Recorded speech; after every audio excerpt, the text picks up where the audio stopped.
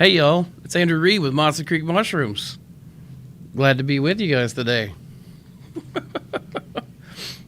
don't know why I tickle myself so much. You know, I'm not that funny. I find myself pretty funny. So, well, what's going on, everybody? It is Andrew with you today, and Samantha. Smile for the camera. Hello. You guys get us. Excuse me. We've all been dealing with the vid, so you know it's wonderful. On Friday, I said something about maybe the vid, and it was the vid. So Samantha and I are back, and we're not dead. Yay. Though it was kind of awful. Yeah, the wall of awful. Yep, the wall of awful. But yeah, thanks for joining us, guys. Today we're just going to go with the Q&A because, you know, obviously we don't want to guest with the Omnicron. Omnicron? I don't know, whatever. But we're going to just sit here and answer your questions. We've got, you know, good hour or so before we got to pick up the kids. So we are all yours. It's actually 20 minutes. 20 minutes. Well, you can go pick up the kids, and then I'll stick with you guys for a little bit. So. Hi, James. Hi, Ian. What's up, James? Hello, Ian. Just funny people. Or just funny enough. Thank you, Jimmy, for the sound check. So Right. Awesome. Oh, thank you. Yeah. So I actually worked pretty hard on my lighting today. You know, I worked really, really hard to get it right on this camera. So this camera, I worked really hard too, but these cameras are a little easier, and they don't have quite the same depth as the other one. So, all right, now that we've played around a little bit, I've got some cool stuff coming up. Samantha was supposed to have a video for me for Friday, so I am, as quickly as I can, making a video for Friday so I can keep up with my schedule, because Samantha got sick, and she got sick later than I did. So hopefully we'll have a nice video for you on Friday's release. But today, I am all yours. I don't have a topic. I don't have a guest other than my beautiful wife here. And, yeah, well, let's get started. So since, I see Monica's put a question. So APE mushrooms, I don't know. I've never grown them. They are outside my wheelhouse as far as that goes. I don't even know what you mean by blobbing exactly. So, Monica, maybe if you can tell me what you mean by blobbing, I might be able to answer that question for you. So I'd like to say that I think we have a pretty darn awesome audience because they look out for us and they have our backs. And so thank you, guys. Yeah, absolutely. Thank you, guys. So I see Ian's got a question about our boiler. I tell you about our boiler making? Like, man, that's such an open-ended question. And also one for Ben, who is not here. That's what I was about to say. That's a big question. Right? That said, I'll do my best. The boilers are now using, instead of 55-gallon drums, we're going with, what are they, milk cans, olive oil containers? They're olive oil containers. But they're all steel, I think. Yep. And they're now much smaller and working way better as far as like heating up our substrate way faster than the 55-gallon drum models were. I think Ben just found someone to insure them so we can start selling them, which, I mean, it's Man of War selling them. When I say we, I mean them. And they're metal to metal, aren't they, with the clamps versus gaskets? No, they have a silicone ring, I think, on them. So you'd have to replace those from time to time, just maintenance-wise. Probably. I don't know really how well the silicone holds up. So far, we've not had to replace it on ours, and we've been running 5 days a week production. So they've been holding up really, really well. Yeah, we're putting them through the ringer. Oh, yeah. Now, I will say, Ian, that one thing the crew learned was it's much easier to make the holes for the boilers, for the elements to go through with a step-up drill bit than anything else that's been used to date. We've been talking yesterday, actually, Ben and I, about what's the easiest way to start making these holes. And ideally, it would be better when, you know, they're actually, the metal's still flat, and we could press the holes, you know, just cut them out and then roll it up into the shape. But because we're using an off-the-shelf component, we don't really have much choice in what we're doing with that. So, other than that, man, if you have any specifics you want to know about, let me know. I'll do my best to come up with it for you. So we do have a question. Best liquid culture recipe. Greater New York Sailing asked that. And then Woolly Neptune also asked, are we using the same LC recipe from the video 12 months ago? It's slightly different now than what it was. We were doing... so for 500 milliliters water, we were doing 20 grams of liquid culture premix. And we're still doing that. And our liquid culture premix is still 1 part malt to 5 parts corn dextrose. See, oh my gosh, we need Jackie here for this question. See, I don't know anything anymore. We don't do the 1 gram peptone for everything anymore, though. We do about a half a gram of peptone now. We found that we were getting way too many rafts, like the mycelial rafts floating. Playing music in the next room? Are they playing music in the next room? I'm going to have to get on to them about that. Especially if it's something... Is it actual music? I think that it is... Actually, I think it's our video playing in there.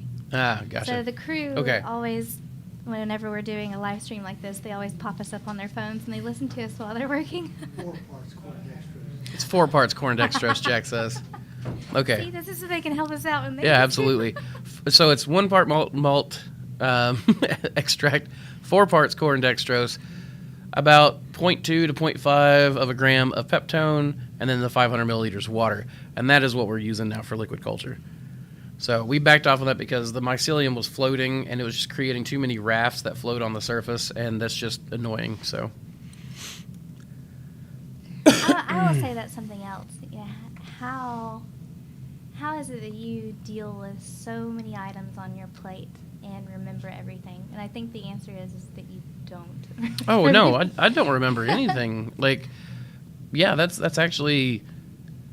I do have a lot of projects, and I have a lot of things, and I guess the real answer is I give up control of a project to gain influence in that project, and that way I don't have to keep up with 50 million things. That's really the secret of it, is I hire people that are better than me at certain things at the least. Right. You got something else? Something's tickled you? So someone 45 minutes at 15 psi made their LC a dark caramel color. Should I start again, or is that a good? So if it depends on what you mean. Like if you're talking about like an amber color, we actually shoot for that.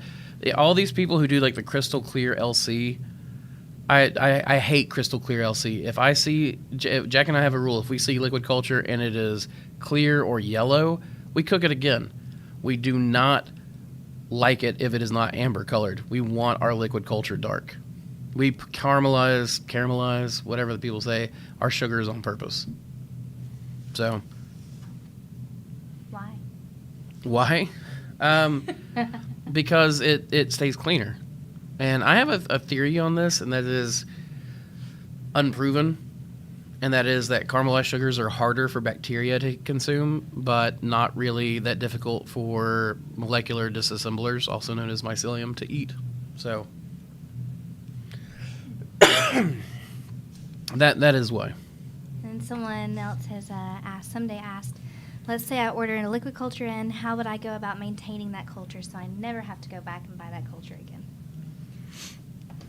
So strain maintenance is absolutely a thing. I don't do all the parts of my own strain maintenance, and we are looking at doing that more and more. Strain banks oftentimes do the strain maintenance, where basically what you need is long-term cold storage, liquid nitrogen. And you will want to freeze your cultures, and then you just want to pull that frozen clean culture out occasionally whenever your current working lines are aging, or if they get contaminated, then you pull from one previously. So if you order a liquid culture from us, I mean, you can go liquid culture to liquid culture to liquid culture, so use that to inoculate a jar, and then use that to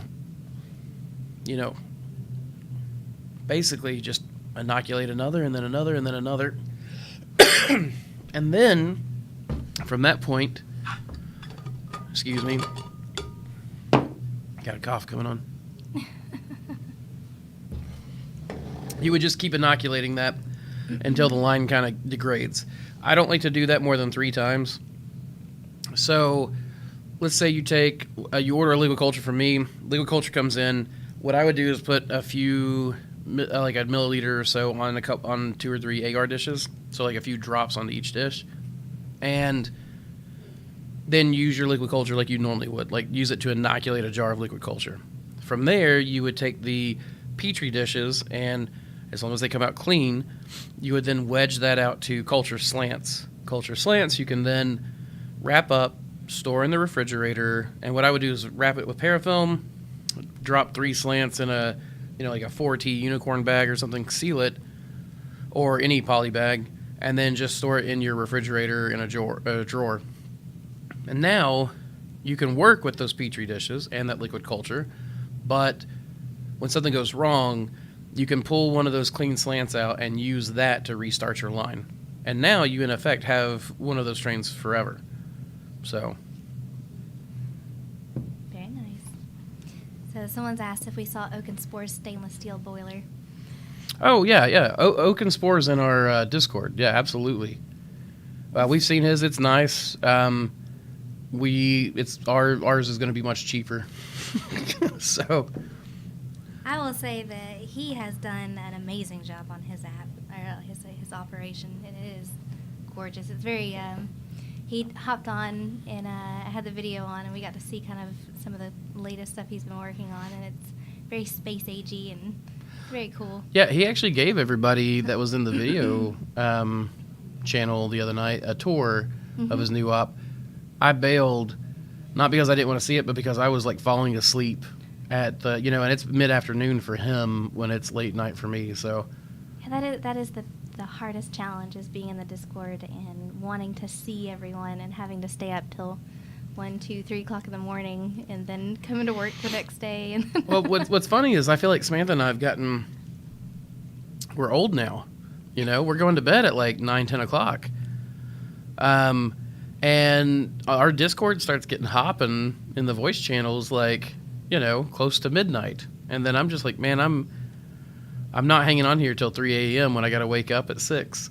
So I wish I saw everybody more, but they're like, people will literally, you know what? I forgot to sign off Discord last night.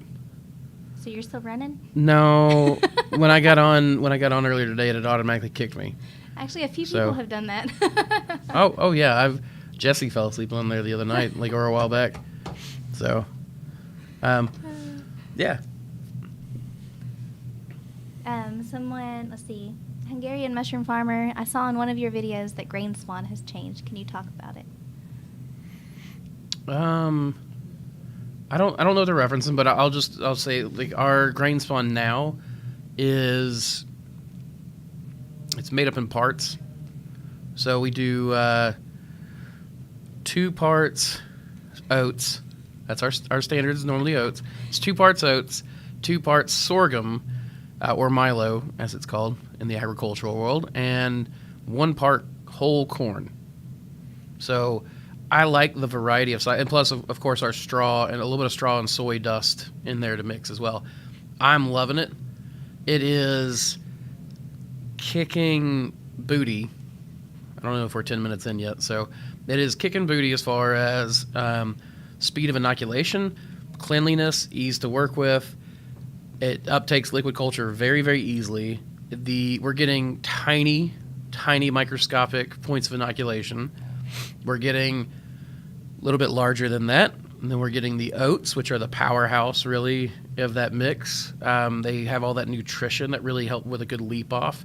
And then whole corn, which we found actually penetrates really deeply with, while you're shaking the bags. It penetrates really deeply into the sub and much easier to mix in than a lot of the smaller stuff.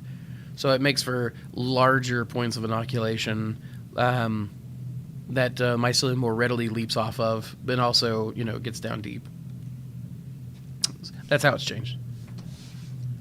And someone else has asked, what books would you recommend for someone up and coming and taking mycology seriously? Okay, are we talking... Did they specify, like, are we talking, like, hobby grows? Are we talking about commercial farming? Cultivating mushrooms. Just cultivating mushrooms in general? So there's a lot of really good books out there, actually, now. You've got... I don't remember the name of it. It's Maybe we Tradcotter's... post a list in the description after. We should at some point, but I'll forget. So, I won't. organic mushroom farming or something like that, and mycoremediation, I think is what it's called, by Tradcotter, is a really good one.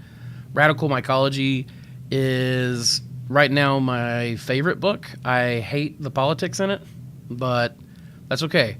I'm currently editing my version and just marking out all the things that aggravate me. So I'm joking, but I do skip over some stuff. It's not the Mushroom Queendom; it's the Mushroom Kingdom. Science has been, this is the thing. This is the thing. I don't mind if you call it Queendom. Just don't try to write a textbook and call it the Queendom, whatever. But anyways, he's got some really good low-tech strategies for growing. Growing Gourmet and Medicinal Mushrooms by Paul Stamets is a classic. It is still a very functional book. It is a little outdated in some of the techniques, but he discusses many of the techniques that we are currently using and says in there, these are commonly used in Asia, these are commonly used in Europe, though they're not commonly used in the States. Well, now they're commonly being used in the States, and it's actually really nice because Stamets is the only one I've seen so far that really goes into how they practice those in Asia and Europe. So I've actually learned a lot by going back to what I thought was an outdated text and rereading it and recognizing that Stamets was ahead of his time by a long shot. So Here's one book that I really like, and I have forgotten the name, and I've forgotten. Well, can you tell me something about it? Because I might remember it. It's got like a light blue cover. The Mushroom Cultivator?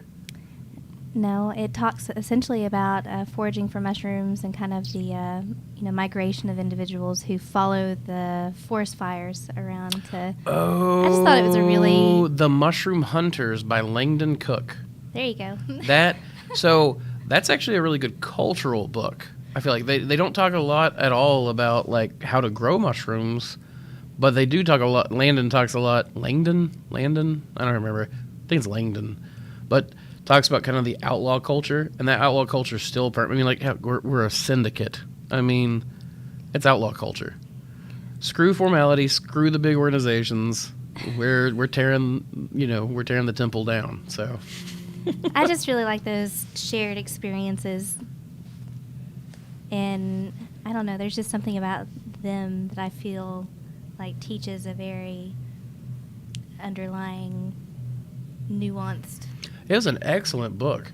If you know what I mean. Yeah. I love that book. Mycophilia is another amazing by Eugenia Bone. That's another great book. Actually, my very first tattoo ever is this Morel, and it was taken off the cover of Mycophilia. Like, I just read that book and I was like, I'm smitten, right? So, I will also absolutely choose a book by its cover. Yes, Samantha, absolutely. Just because I love the pictures and everything else like that, and just kind of looking at it. Not saying that the substance isn't. So I haven't been looking at the chat much, but Jimmy Magoo says you all barely look 30, far from old. It's funny. I'm deeply 30. I am. Really halfway. I mean, halfway Samantha, I'm 36 and not too long from now. So just a few days. I mean, not a few days. And Andrew and I are only 3 months apart. So it's true. We're right there next to each other. Someone else wants to know, why did we change over to mainly using LC? Oh, okay, that's an excellent question. So the main reason why we switched to using LC is because of the convenience. It is, man, there's so many pros to it. Like, okay, the major con, I like that a lot, actually. Oh, you heading out? Okay, I'll see you back. Samantha's going to head out for just a little bit, so you guys are stuck with me. I'm the captain now. That was for you, Collier. If you're listening. So, what was I answering? Oh, why we switched mainly to LC. Okay. There's so many pros to using liquid culture that I had a video out a while back that talked about why I liked liquid culture, but also what I thought were its serious downfalls. So the serious downfalls were that it was harder to keep from being contaminated, right? Now, the advent of the airport lid has made that a non-issue.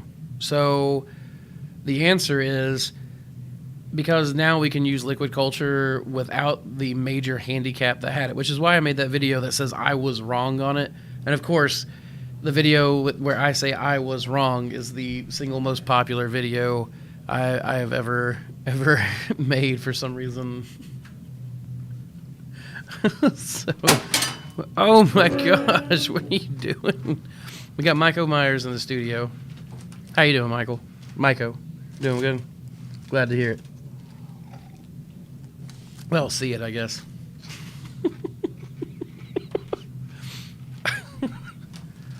Oh, Tristan, you cracked me up. No, you heading out?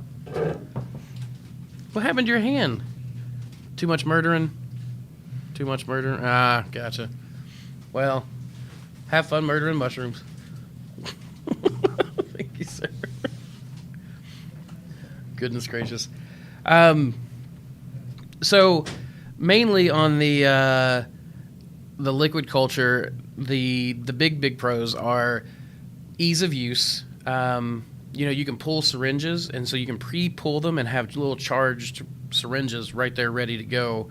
And whenever you need to make your grain spawn, you just go to your liquid culture shelf, grab your syringe, empty it in there, and you're done, right? You can have spawning, inoculating your spawn takes seconds instead of minutes.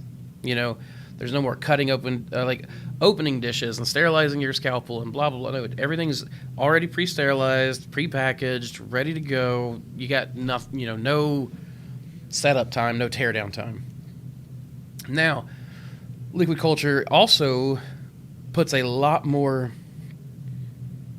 biomass, I guess is really the way to put it, a lot more hyphal clusters, I think is what a lot of people say. But we've got a lot more biomass in that syringe than what you're going to have unless you're dumping a full agar dish in, which is, fine. I still think that a 10 milliliter liquid culture syringe is going to have far more mycelium in it than that. Now, that means that your incubation is faster, your inoculation is faster, everything is easier, which all of that, if you're going commercial, means money, right? You no longer need employees to sit there for long periods of time, and it's also a lower skill requirement. Like making clean liquid culture is actually as long as you work, as you've got a good system and you work that system, it is far easier than working with agar, just hands down. So that's why we switched over to that. Okay, I'm gonna have to find the chat because Samantha was taking care of this for me, so apologize for the sickness.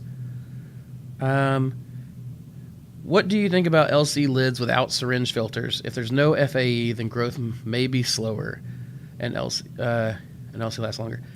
I've not really tried that. I've tried using polyfill. I will say that I've done liquid culture in a bag, in unicorn bags, the 4Ts with the injection ports on them. That actually worked really, really well for me. You can do 1,500 milliliters in a 4T bag easily. The problem is keeping it off the filter patch. I'm still working on ways to do this, but it allows for it grows 10 times faster in a bag than it does in the jars with the airport lids. My liquid culture was ready in 3 days instead of 14. So bag culture, I think, is where it's going to be at. We just got to figure out what is the air exchange requirements entirely. And I don't have that figured out yet. We're still doing experimentation. I am still short-handed. So, actually we're hiring a lab person right now. So usually John Grady's on here. Need to let him know too. But yeah, anyone who wants to put in a resume and come work the lab here 40 hours a week at Mossy Creek Mushrooms, go to the website, go to Contact Us page, or email your resume at mossycreekmushrooms@gmail.com. I'd really appreciate it. Definitely need to get somebody hired in. But Woolly Neptune, which by the way, I love your name. That's a great Bob's Burger episode. I don't have an opinion. Actually, I would love to see someone do an airport lid without the FAE. The only problem I see with that is the fact that you will have no way to replace the air that you're taking out. So you're going to be, every time you try to pull a syringe, you'll be creating a vacuum. And that's going to be really, really difficult to you're going to have to charge a syringe with sterile air, inject that air, and then pull your liquid culture out, which then it will probably come out with pressure. So it's going to be a weird balancing act.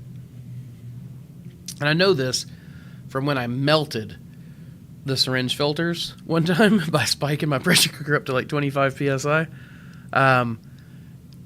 The syringe filters completely melted. It was a mess. The jars could not breathe. How did you go about making a production schedule for X amount of mushrooms a week when you started? So when I started, I didn't. I just started growing. Until I had an idea of how much a block would reasonably produce. Now we know it's usually about a 12-pound block, hydrated at 60% moisture content. Doing the good, nice U cut that we do now is going to yield, the average oyster strain is going to yield 2 to 2.5 pounds of mushrooms on your first flush. When I came up with my schedule, I run everything on first flush numbers. I always count second flushes as a bonus crop. That way, that's my overproduction, right? I'm always telling people to always overproduce. That is how I always overproduce, is to produce the blocks that I need every week to provide for my calculated need, and then whatever's left over can either fill the gaps in boxes between the larger clusters, or can be sent out as samples, or mixed boxes can all be sent out. It just bulks everything up. So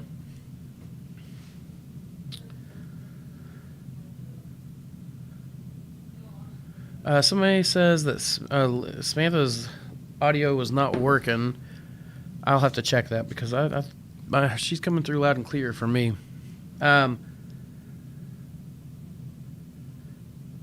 Oh, yeah, so going back to Paul, and Michael, it looks like you've answered as well, but Paul, if I need 300 pounds, then I just go down to my calculator and I go 300 divided by 2 is 150. So I know I need to make 150 blocks a week to grow 300 pounds, right?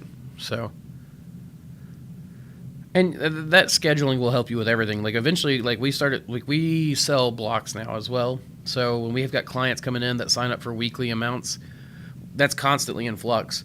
So we're constantly calculating this is how much we need this is how much we need for our production, and then we need this many blocks, and then we need to produce 10 to 20% more to cover any losses.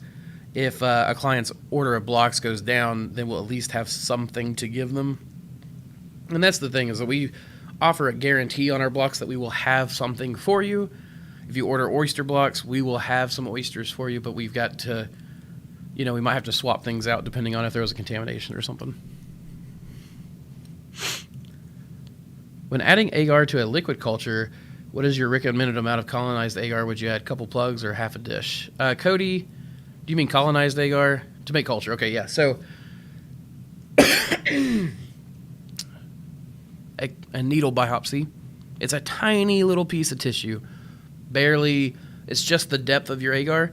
So we take sterile water in a syringe, and then we stab a petri dish, wiggle it around, check the end of the needle to make sure that we have agar plug, what's called a biopsy, in that needle, and then we just go through the self-healing injector port, depress the syringe, and I try to spray against the glass so I can see that the plug comes out of the syringe. And if I don't see the plug, then I do another syringe, and then I do that again. But as long as I can see that the agar plug made it in, that biopsy made it into the liquid culture, then I'm good to go.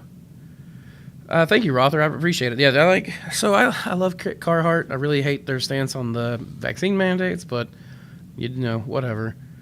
I do really enjoy the overalls. Overalls are super comfortable. And, I've always considered myself kind of a dwarf, the old little short Vikings, I figured modern dwarves would always wear overalls or something. Todd, moved to a new apartment yesterday, no Wi-Fi, what to do? Run into maintenance man. He teaches me how to use mobile hotspot just so I could log on and be here. Sorry I'm late, lucky to be here. No worries, Todd, glad you came. A lot of fluff in it, to be sure. Sorry, Zap, I'm not sure what you're referencing. Della, when starting your business, did y'all have a website created before sampling? How did you guys go about making sure your name isn't being used? LLC? Thank you, guys. So, yeah, we're an LLC. I don't know what protections Samantha may or may not have. I don't think we've got anything trademarked. We do have prior artwork. We've got the date of creation for all this stuff. We started off, we were Reed's Mushrooms, and then we switched over to Mossy Creek Mushrooms, and I don't think we had a website. No, in fact, I know we didn't. We started off with a Facebook page. Most farms I know of don't start off with a website. We didn't really push the website until I decided that I wanted to start an online side of the business. And most farms are not going to need anything more than a placeholder website. I know that Mushroom Media Online, I think, is working on, maybe it's a different business, but they're working on I don't know which one it's under, is working on basically selling those kind of landing sites for people so that they can put their information up, their market times and all that kind of stuff, and do it very reasonably priced for mushroom farmers who are more farmer than web designer, right? I mean, that's, I think, most of us. So,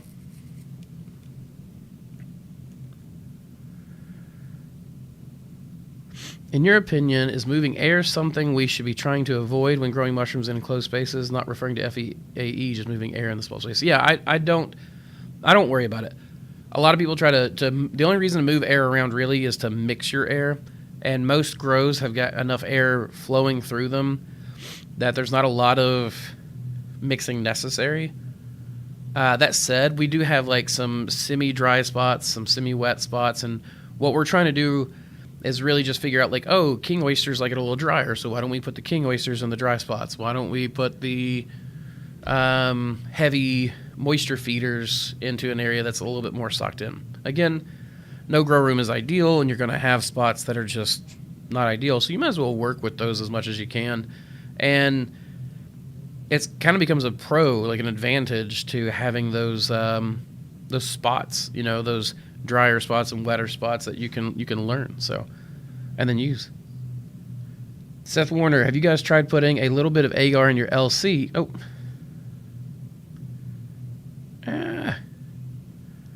It helps speed up colonization in my experience. Seth, I've never tried that. I mean, we could always try a little bit of that. As long as it stays liquid and is very mobile, I'm okay with that. Which, I mean, just don't add too much agar.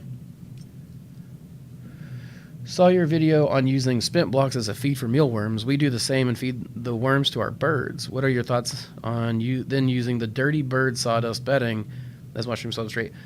I think that'd be good for something that likes, dung lovers. Wine Cap likes a lot of, I'm not going to say dung exactly, but Wine Cap loves a good dirty sub, a highly mixed substrate with highly mixed particle size. You could sterilize it and then try growing oysters off of it and see. But if you've already grown oysters off of it and then,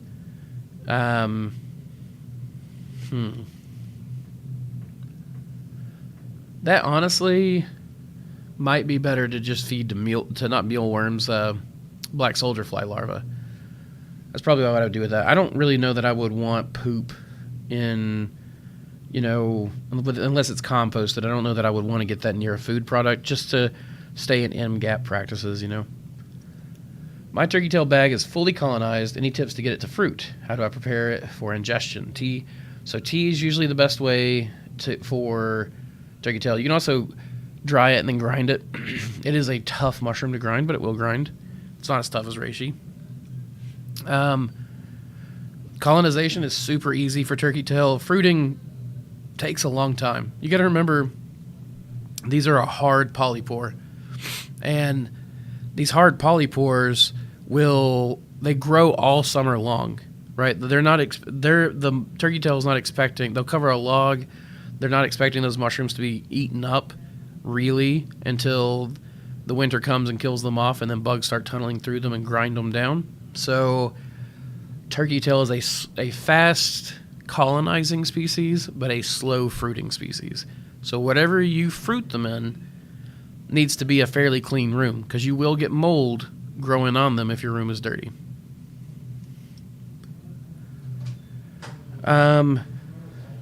Hey, Ben's on here. Benjamin. Welcome back, baby. Let's see. It's Cameron. OMG, I haven't been pre-pulling my syringes. Yeah, man, you can pre-pull syringes all day long. In fact, they'll stay good for a while. I've used syringes that have been sitting on a countertop for over a year.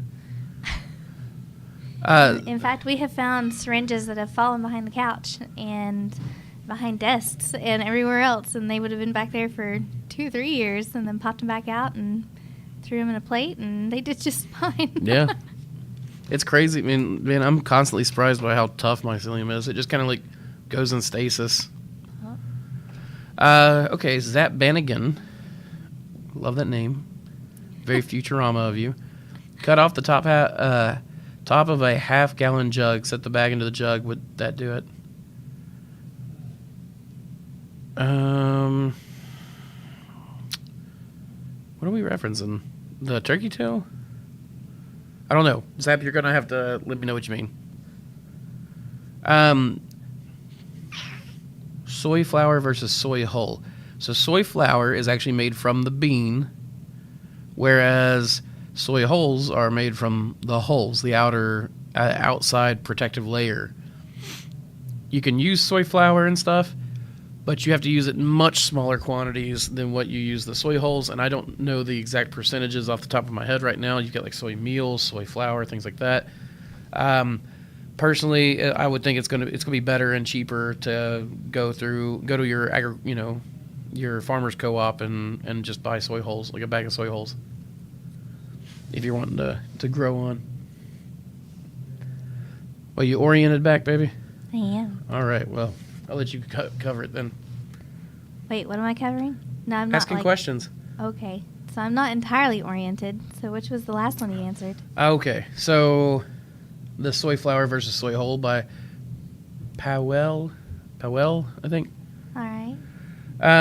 So what's this clothesline with them clipped on? That's what I was saying. I don't know what he's talking about, but he seems to be talking to Ben, so I'm gonna let Ben handle it. That's got me so curious. So, Hungarian mushroom farmer, what do you think about dried ground medicinal mushrooms? Are people more interested in this than before? Is it worth investing in this method of production? So, I don't know. Ground dried mushrooms are a little scary to me, primarily because apparently powdered reishi that is uncooked, so raw powdered reishi, can be toxic. So when you're powdering these mushrooms, I think in the dehydration process, like all mushrooms should be cooked before ingestion. So what I would do is, if you're going to dehydrate stuff, dehydrate it on a cooking temperature and then powder it and then take it in that powder. Like when we do oyster powder or shiitake powder, we always dehydrate at a high enough temperature that it also cooks the mushrooms and then dehydrates them. I would do this for turkey tail. I would do this for anything other than anything that is an active species that heat would destroy what the active constituent that you're going for. So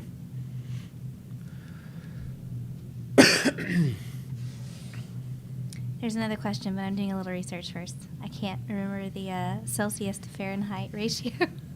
well, we Okay. don't need to. Just ask the question. So, the Karma Farmer, basically they're growing pink oysters with the humidity on high, temperatures at 22 Celsius, so that's 71 Fahrenheit. Okay. UV on 12 hours a day in a fan. Wait, UV on what? I guess the UV light, the lights. But where? Are on 12 hours a day, and the fan is on 12 hours a day. UV lights in a grow room? I'm assuming in the grow room. Oh, no, you don't need UV lights in your grow room. Not unless Yeah, your grow don't. room's empty, because the UV will hurt the mushrooms just like it'll hurt And anything hurt else. yourself too, your Right. eyes. It says UV. Maybe I'm misunderstanding here. And they're growing slowly until half grown, and then they go brown. Anything that you can suggest? So that's It's pinks. pink oysters going brown. So pink oysters, the browning can be one of two things. One is blotch. And if they're only half grown and turn brown, then it sounds like you've got blotch. And your temperature being around 71 is a little warm. Not super warm. I mean, for pinks, they can grow warmer. But take your humidity off high. Mushrooms do not need to be socked in with humidity all the time. Like, in fact, the worst thing you can do to mushrooms is have your humidity on all the time. What you really need to do is to have your humidity. Again, this is why I like the highs of humidity and the low lows and let things really dry out. It's because you get those drying out periods that that aren't good for bacteria, right? So you don't need to sock it in. You know, when you find mushrooms in the wild, they are rarely in just socked in fog. They are in, it rained, and now it's a little higher humidity for a little bit. And that's really to protect them when they're young. When they get older, they don't, like, sopping wet mushrooms are the worst. So. The shelf life is absolutely horrid. Right. They smell, they go slimy. They're Yep. just not good. So get a waterproof UV light, put that in your humidifier, because it sounds to me like you've got dirty humidity, or dirty fresh air, but probably humidity. And it's almost always, like if you get blotch, it's almost always your humidifier. So put your UV light in your humidifier, clean that water, and then allow your humidity to fluctuate. Like put your bottom humidity percentage down at like 65 relative humidity, and then the top end around 85 or 90. It will get very socked in with fog, very wet in your grow room, but then it'll dry out, and any bacteria that thought it had a chance will no longer have that chance. So that's what I would do. And I have seen the results of this. They are fantastic. Flaky says that is 1.1 to 1.7 pounds per 5-pound block a good yield for King Blue? Repeat those. Is 1.1 to 1.7 pounds per 5-pound block a good yield for King Blue? Yeah, so my average yield for King Blue on a 12-pound block is 2.5 to 3 pounds. So Cut that in half. 5 pounds is less than half, and 1.1 to 1.2 is less than half. You know, so we that's would actually pretty good. assume so. I mean, Yeah. we don't deal and we haven't for quite some time with 5-pound blocks. We very quickly got out of that. Right. You said that you use half a spoon of something tone in your LC that grows mycelium stronger. Can't remember the name. You wouldn't happen to know how to find it in Europe, would you? Love your video. It's Peptone, and it's half a what? Half a gram. It's Half a supposed gram to be is what half a you use? gram is what Okay. we use. Yep. It's half a gram, and it's Peptone. And you can use bacteriological Peptone. You can use soy Peptone. Most Peptone is really just typically dissolved in acid proteins. So they make it from bugs, they make it from beef, they make it from dairy, they make it from where they grow bacteria out and then dissolve the cell walls with bacteria, and it breaks it down into amino acids. So really what it is just amino acids, which are pre-proteins, and you're giving your mushrooms some already easy to digest food very early on. Now, as far as where to find it in Europe, I have Amazon. Amazon. I buy it on Amazon. You can buy it on Amazon. Scientific supply stores. I think there's even some cooking peptones. So. And it's just PEPTONE. PEPTONE, Peptone. About 4 people in the chat after he asked that have got it there. So. Okay. Oh, Ben. Thank you, Ben. Mm-hmm. And Woolly Neptune.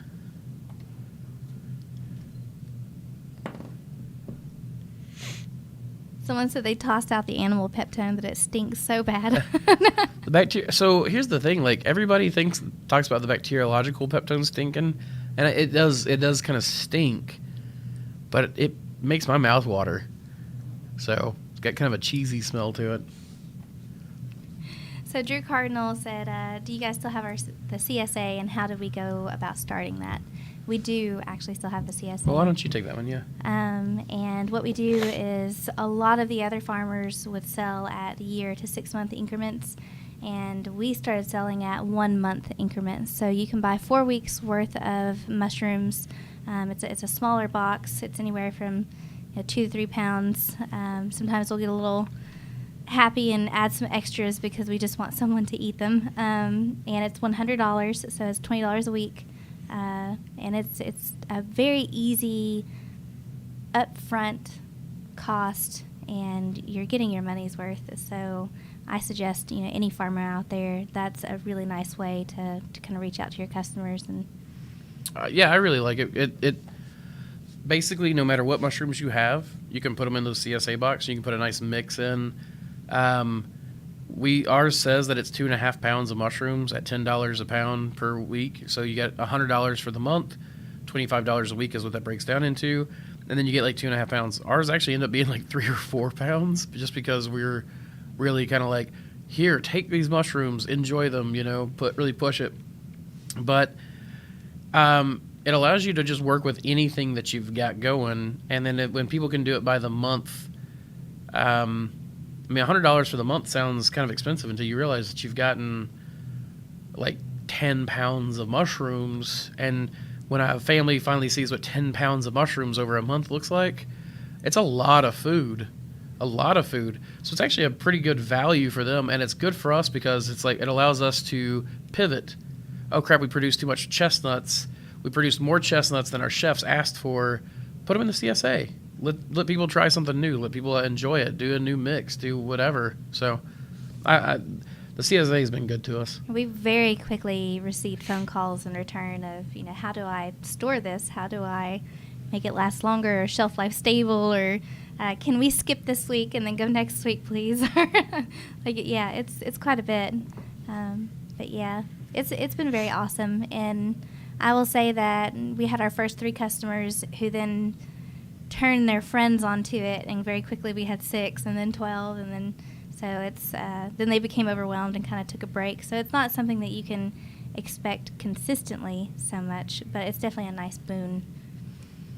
We consistently have customers, but yeah, people will do it for 2 or 3 months and then back off for a little bit, which is actually really nice. And here's another thing: a lot of CSAs are bought by people who aren't going to travel much through the summer. And the nice thing about the mushroom CSA is it gets to go all year, and you get to do it month by month. So if someone knows they're going to do a lot of traveling, they can just pause the CSA and then come back and restart it. Mm-hmm. So the way you start your CSA is just to tell people about it and then collect the money and then deliver on time. And I've noticed an uptick during like grilling out season. Yeah. July, 4th of July, especially right before Thanksgiving. People are having large family dinners. Thanksgiving and Christmas, yeah especially. And then, and at Christmas. All right, so the next question is, Woolie's asked, when making powders, does cooking dehydrating break down the chitin? Cooking does. Cooking does? Yeah, cooking will break down the chitin somewhat. It depends on, you really need a lot of high heat, but you at least want to get a lot of the enzymes and things cooked to where they're not going to be as, because that's, you want to break down the proteins. So chitin is really non-digestible even if you cook it. It just allows you to get to the sweet goodness on the inside. So. All right, what's the typical grow time for turkey tail? Oh gosh, I don't know. I've only grown it 2 or 3 times. When I grow turkey tail, it's usually for spalting purposes. The spalting, we should spalt. Well, I don't know if spalted wood would look as good through the glow forge, but because it's already black lines. Well, and it would. I mean, you could probably mimic spalting. Oh my with gosh, we the need to take a engraving. nice piece of spalted wood Absolutely. and then collect. Oh, sorry, microscope. Collect the. Just collect the image and then. Oh, okay, I like this. Yeah, we can make false spalted wood. And I would say with the spalted wood, it would probably disintegrate Probably. versus the other part that hasn't been. Yeah, probably. What was I supposed to be answering? Oh, turkey tail. So, again, I don't. Yeah, squirrel. So the whole thing with it is it'll incubate in like 2 weeks or even sooner. Fruiting is an unknown factor. It's going to depend on your grow room, your temperatures, what time of year you're producing it. Winter is going to take longer than summer. Typically, when I fruit turkey tail, I just do it out. I throw the bags out. I grow the bags in, then throw them outside and fruit the turkey tail. I don't really have a lot of experience with it, other than just for spalting purposes. So Philip Kramer, he's asked, have we tried growing woodier mushrooms?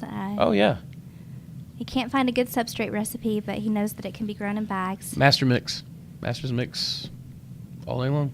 all day long. I grew it on Master's Mix.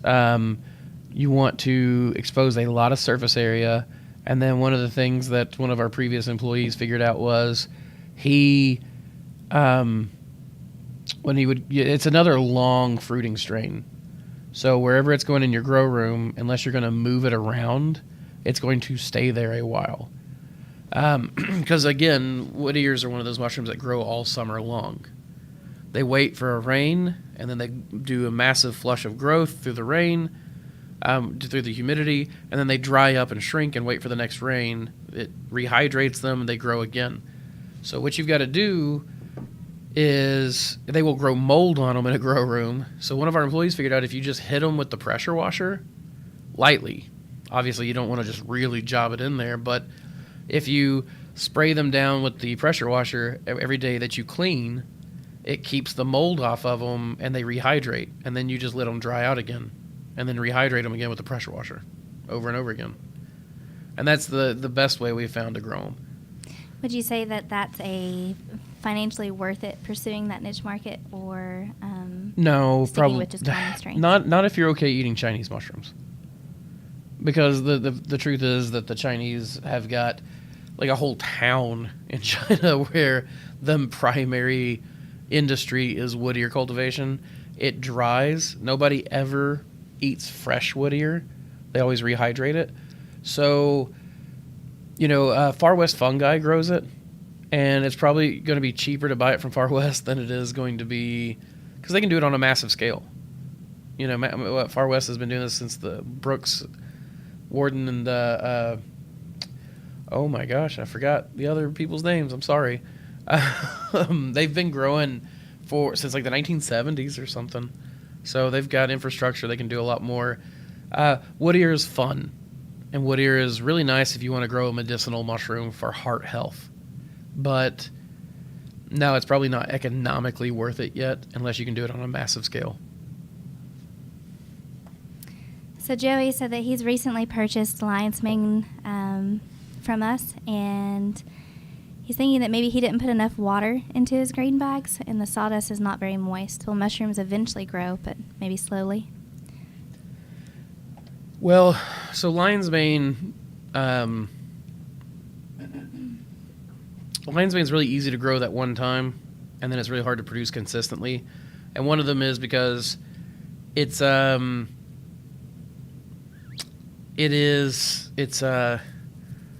it incubates. Okay, let me put it this way: when it colonizes, it grows in really wispy at first, and you see no growth. Then all of a sudden, it starts fruiting and then grows in really, really white. So I don't know how long you've had it. I don't know how long you've put it in. But, I mean, you should start seeing light growth in about a week with it. But if your grain is too dry, then liquid culture won't take. So What is the water ratio that you would suggest for that? again, we do an overnight soak. We don't actually test the water moisture content of our grain, it is when I can dent it easily with my fingers. And you can visibly see that it has swollen and it's kind of cracked as well. Well, we don't. Yeah, you want as few grains to crack as possible, but it will, like a good, moisture content grain will be softer in your hand, and you can even, if you squeeze it hard enough, will crack open and the germ will come out. Maybe that's what I'm thinking, is because I've seen it. Yeah, you've seen me pop them. Yeah. Okay. Well, also Woolly Neptune said thanks for doing the raid today. He's sure that we didn't feel like it being sick of the raid. Yeah, we've certainly. Oh my goodness, it's almost over too. You're very welcome. Well, let's hit some questions. Let's get down to the bottom of the chat for people, and then we'll call it. But yeah, you guys are very welcome.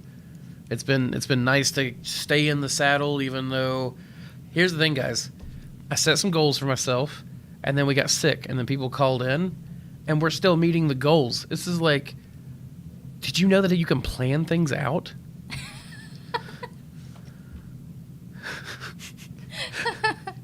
Samantha's laughing because Samantha always plans things out, and Andrew never plans things out, as you guys have seen. I mean, you guys have seen. Well, here's the thing: is we have been on top of it. We've been doing a really good job. We've had an awesome crew that's shown up every day. That's not really called in previously. So we've been ahead. Yep. So it's nice to kind of be able to step back and take that opportunity to practice self-care and take care of yourself. Well, we've not had to cancel any mentorships. I've gotten videos. Now, granted, it hasn't been every Friday. There's been 2 that came out on Saturday.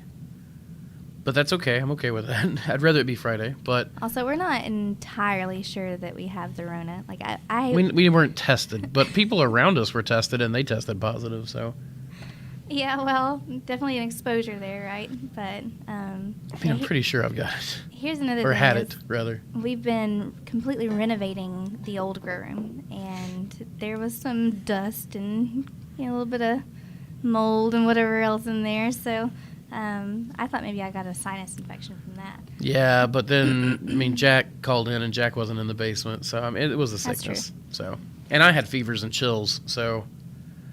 For 2 days, I dreamed. Samantha said I'd talked in my sleep like crazy. He held entire conversations, not with me, but with some. And I will tell you, it was kind of like tripping. Like those fever dreams. Holy crap! I've never had fever dreams like that. And the so we'll just get into this aside, and then we'll go through the questions, the rest of them. But I straight up Saturday night, my fever broke. And I had dream after dream after dream that I was horribly depressed. And then I woke up the next day, and I hated everyone and everything. And I spent all Sunday snapping at Samantha. Yep, this is true. Snapping at Samantha and the kids. About to murder him. She was. And I felt like I couldn't tell you what it was. Like after being, I was deep in depression for a solid 24 hours. I still have some residual SADs from it. It's weird, but then I looked it up, and it's oh yeah, this is a common... Residual SADs? Yeah, the residual SADs is apparently a common side effect of COVID. And I didn't know that it had mental aspects to it, too, but it causes inflammation in the brain, which causes that, So, I was like, oh, okay, well, now I know why I'm so sad, but I'm freaking sad, and it doesn't help to know why. It was weird. I was in a weird funk. So Maddie is starting some stuff here. He's asked who our favorite employee is. Who? Fat Maddie. Who is your favorite employee? Is that Matt? I don't know. Is that Matt in the other room? Maybe. All of them. All of them that show up and do the job and don't cause drama. So here's my favorite employees. Samantha's my favorite. Look at her turn red. I don't count. I'm not so an you don't employee. really count. So you're not an employee. So my favorite employees go like this. I love Jackie for the load he takes off my shoulders. I like Tristan for the way he makes me smile.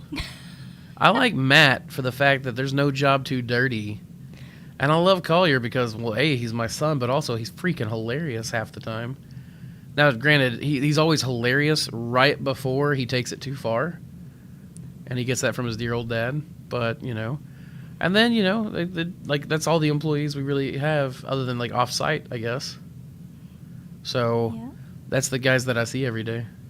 Oh, yeah. Excuse me. Didn't mean to pull snot, Oh, man. on mic. So Della's asked, do you guys use an app for keeping track of invoices, costs, and profits? We absolutely do. We use FreshBooks. I also use spreadsheets. I like to go in and just go onto our online banking. Is that Google Sheets? Google Sheets, Gotcha. Excel, any of those will work. And I like to go in and download our bank statements, and you can export it and then import it right into the spreadsheets, and then just kind of copy and paste and organize The from fancier there. ones, you can eventually just link your bank account to it, can't you? You absolutely can. Okay. I know I have used QuickBooks before, and I got really aggravated with it. One, because it was so expensive for a company our size, which is so small. But someone just came in for a mentorship, and thank you guys for showing me this. There's now a QuickBooks Self-Employed, which is like $20 a month, and I'm thinking about switching to that because Kara. it is. I was very impressed. It's online, it's quick, it's efficient, and it seems like it's everything that FreshBooks is doing. Although I really like FreshBooks, but it's just kind of cool. I will say that you have to have a larger bank to attach your bank account to it. Like Sure. we do a real small town bank, and we can't actually attach our bank account. That said, like, there's several other banks I've thought about switching to, and then every time I do, I keep going, oh, man, I love my small town bank, which is actually just a credit union. But so I do see a question here I do want to answer. Rather Lie says, Far West Fungi is my competitor. How do I compete? I don't know what kind of questions I skipped over, and we can go back to those, go through them real quick. I recognize that Benjamin is calling the podcast to an end. We will here in just a moment. I do want to get through these. But rather, the truth is, man, you don't really, like, just compete. Like, are they selling to restaurants in your area? I don't know what you mean by competitor exactly. I mean, they're technically my competitor, too, if they sell cultures. Liquid Fungi, they are my competitor. I mean, man. there's What's a the lot one of with the people- really cool galaxy logo? So these companies, I don't remember it now, but Galaxy Fungi, Galaxy, I don't remember. Anyways, they've got a really cool logo. The truth is that you're always going to have competition. And the only way you compete is by having a better product for, cheaper cost to you. But as long as you're making profit, then you're not worried about competing with everyone. Your main competitor is yourself. Yeah, absolutely. So- And here's the thing: is you have all these customers, and what they're doing is they're picking the farmer that they relate to the most. So I mean, we've got competitors in our area, and a lot of them will come to us or come to them. And there's a lot of people who will buy our liquid cultures and then turn around, propagate them, and sell them for $7 a syringe. People who are willing to pay that cheaper price but aren't willing to pay our price will go to them, but then we'll get a higher quality product sent to the people who are willing to pay the price and who want to support us, and that's who we want to support anyway. So it is a difficult thing, but also there's silver linings there that you need to look at as well. See how it benefits you to really kind of narrow down your customer niche and really take care of those folks. Yeah, absolutely. And that's really just the best advice I can think of is don't worry about competing. Just produce and sell. Allow competition to happen naturally. And, you'll know when you're in deep competition with somebody. And, I know, like, there are people that come on my website. I see it, they'll buy one each of my strains, and then some of these smaller these liquid culture companies they'll come in, they'll buy it just under a person's name, one culture of each, and then next thing you know, I see that guy selling liquid culture for $7 a syringe. But he's not doing culture maintenance, and he's competing with me, right? He's undercutting the market with me, but I'm in it for the long haul. I'm not in it to make a short-term profit. I'm in here to do this as a career, right? To build a business that can stand on its own, ultimately to build a company that is sellable, because once you have a company that is sellable, then you are a real company. So I'm not really worried with competing with anybody on the short term. I don't get bent out of shape when people buy my strains and undercut me. I love seeing the amount of people buying my strains and making kits now and selling kits. Like, that's blowing my mind, and is a great use, I think, of a lot of the funky, like, weird strains that do weird color shifts and phenotypes, you know. Well, it propagates the educational aspect of it. It does. They are essentially spreading that network out for us, Right. whereas we didn't have enough bandwidth to do it ourselves in the beginning. I will say there's one thing that bothers me, and it's not competition. It is accreditation, or rather lack of accreditation.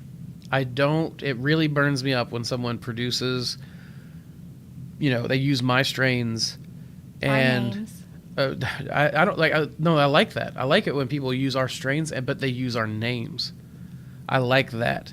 What I don't like there's two things I don't like here. Number one is when people buy King Blue and then resell it as something else, right?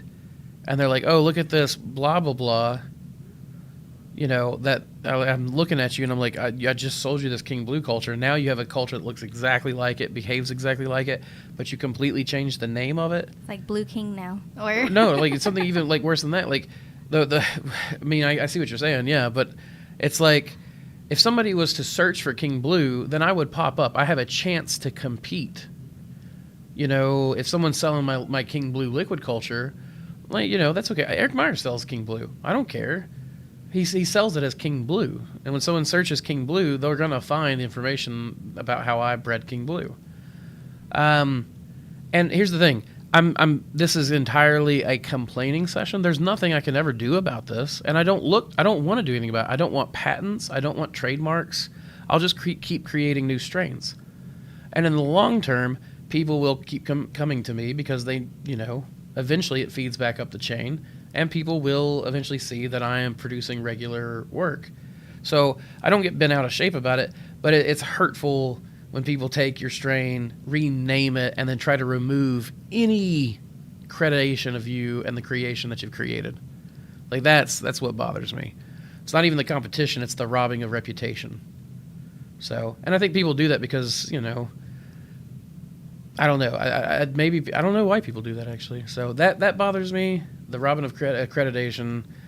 I absolutely understand that from an artisan's point of view as well. Yeah. And something that you've worked hard on and you've created and you've, you know, spent the time to selectively choose and cultivate and baby and then not baby.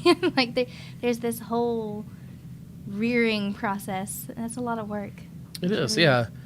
And what's more is, instead of focusing on the breeding of mushrooms, I have focused on building a process of breeding mushrooms, a process that makes breeding mushrooms much easier, much, I don't know.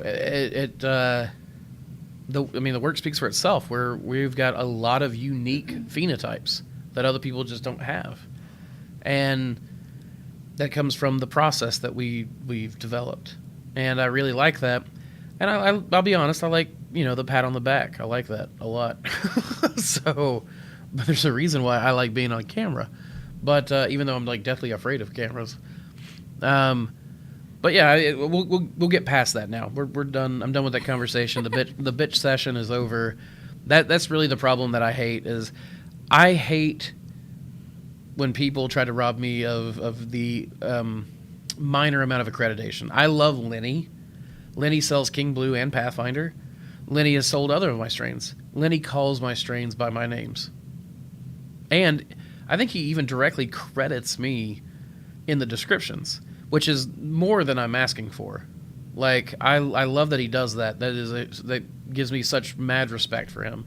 But it's honestly, he's got our back whenever we're not able to fulfill an order. You know, a lot of times there's been times where he's fulfilled. You know, we lost a strain or something happened, and then we're like, "Hey, Lenny, can you help us out? We need this. You know, just a copy of this real quick." He's got it. He's got it back, which is awesome. And that's the type of camaraderie. That's the type of networking that we really appreciate and we're seeking. Yeah, that's a big thing. Really, is don't compete, cooperate. Yeah. Just find ways to cooperate. There's so many niches in this part of business, like And you this find your industry. circles. You'll find them. Yeah, you'll straight up find it. People will find you. Like it is hands down. Cooperation is the way to go. And now I'm not talking like in a hippie kind of way. I'm not like, oh, be like the mushrooms and cooperate, network like the mushrooms, because that's BS. Anyone who knows anything about mushrooms knows that they are violent psychopaths on a world domination spree. They just swallow each other up. They swallow each other up. They have battle royales, Genetics and all. and yeah, like they just, oh, you're me now, and I'm going to take you, and or how about like, hey, Corn, I see you there, and me, Corn Smut, I'm going to go inside you, take over your reproductive parts, and make your reproductive parts spit out my DNA. They're mine now. They're mine now. Your reproductive parts are mine now. Like, that's vicious. That's very vicious. Don't be like mushrooms. If you want to live in society, a stable society, don't be like the mushrooms. It's like the parasite that takes over the fish tongue, Right.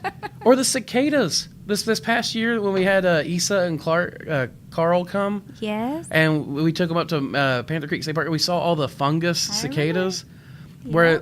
their reproductive organs had been regrown into fungal ones. Like, it is scary stuff.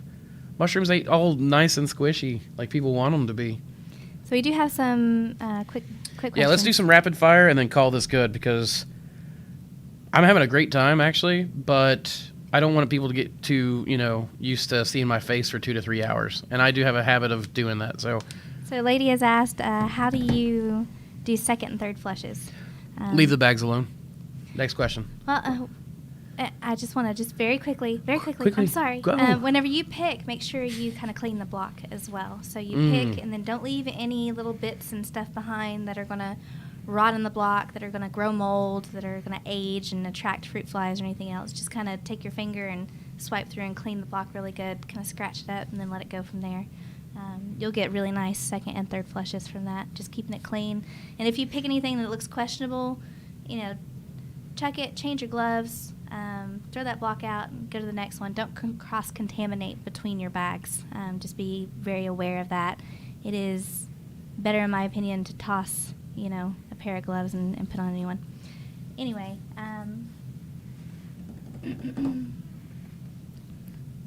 oh gosh, it just jumped. I'm sorry. Samantha is a novel writer. I am. I'm sorry. Samantha, I just had diarrhea of the mouth for like 15 minutes. You can't just take it from me. Have you ever tried to use the same room for colonization and fruiting, changing the conditions in ambient instead of moving all of the blocks? We have, it's better to have an incubation room, in my opinion, with mobile racks. Easier to clean, easier to keep clean. I think so too. I've seen people do it. It is actually not uncommon. It's actually a very common practice in the mushroom world. I like the compartmentalization. Well, So- Checkmate Fun Guy said that they would always buy our strains direct from us regardless of our price. Well, $200 a syringe, I hear. We are not price gouging. What? He just said. I'd love to have a future cast dedicated to agar, learning the proverbial hard way, lots of waste and confusion. Okay, yeah, I saw that Ben answered that too. But yeah, we're going to have... Actually, Seth Fisher is the one that brought this up to me. He's like, hey, you need to have, like, targeted podcasts. This day is on AR, this day is on this. And I was like, man, why am I not thinking of this stuff? Like, Seth is... He's basically, I just need to hire Seth to come up with content ideas, because he, like, threw 50 ideas at me, like, 2 days ago. And I'm just still reeling, trying to, like, figure out how in the world I'm going to do all this stuff. So, yes, I will. We will do one. Next question. I think that's it. James has one toward the end, but I don't know. Is that a question? Wheat bran pellets versus wheat bran in a non-pellets form. Will the weight ratio still be the same for your 12 pellets? It's still the same weight ratio. Yep, that is correct. Well, guys, this has been a great raid. Thank you all for coming along with me and my, of course, lovely wife, Shield Maiden. Shield Maiden, my Valkyrie. I I don't know how to end these things. So, I guess. Bye. Bye.